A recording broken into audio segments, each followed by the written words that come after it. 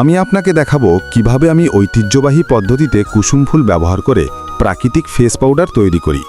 প্রথমে আমি বন থেকে তাজা কুসুম ফুল সংগ্রহ করি, তাদের সূক্ষ্ম পাপড়ি ছিঁড়ে ফেলি এবং তারপর আমার ঐতিহ্যবাহী মটার এবং মস্টেলে রাখি যতক্ষণ না তারা একটি সূক্ষ্ম সজ্জায় পরিণত হয়।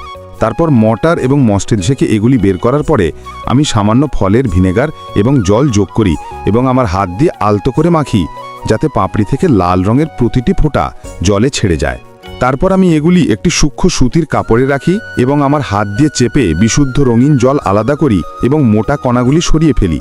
একটি লেবু থেকে রস বের করার পরে আমি এটি কুসুম ফুলের রসে যোগ করি এবং এটি পুঙ্খানুপুঙ্খভাবে মিশ্রিত করি, যা এর শেলফ লাইফ বৃদ্ধি করে এবং রং আরও স্পষ্টভাবে বের করে। এরপর আমি সুন্দর সাদা মুক্তগুলি নিই, মটারে রেখে একটি সূক্ষ্ম গুঁড়ো করি।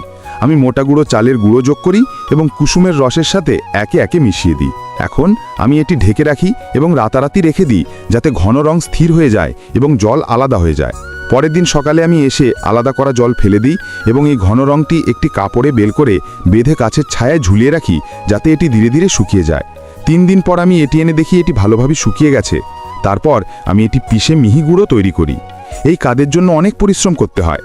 আপনি যদি আপনার মাকে ভালোবাসেন তাহলে অবশ্যই ভিডিওটি লাইক করবেন এবং চ্যানেলটি সাবস্ক্রাইব করবেন এবং একটি সুন্দর মন্তব্য করবেন। এখানে আমাদের নিজস্ব হাতে তৈরি 100% প্রাকৃতিক ফেস পাউডার প্রস্তুত। আপনি এই ফেস পাউডার এবং আমাকে 10-এর মধ্যে কত নম্বর দেবেন? কে এই ফেস পাউডারটি চান মন্তব্যে আমাকে বলুন।